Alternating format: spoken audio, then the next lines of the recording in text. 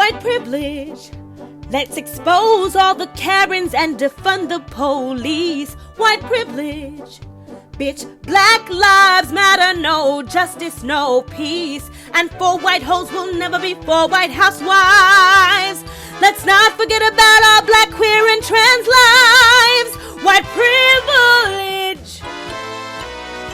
For the world is full of pasty Elmer's glue who don't believe in following the rules and get away with crimes every day.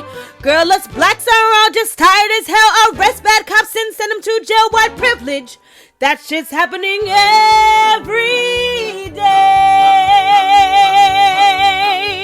White privilege. White privilege. White privilege. White privilege. White privilege. White privilege.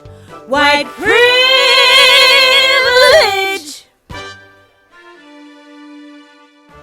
White privilege. Let's expose all the Karens and defund the police. White privilege.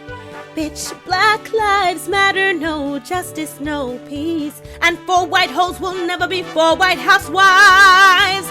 Let's not forget about our black, queer, and trans lives. White privilege.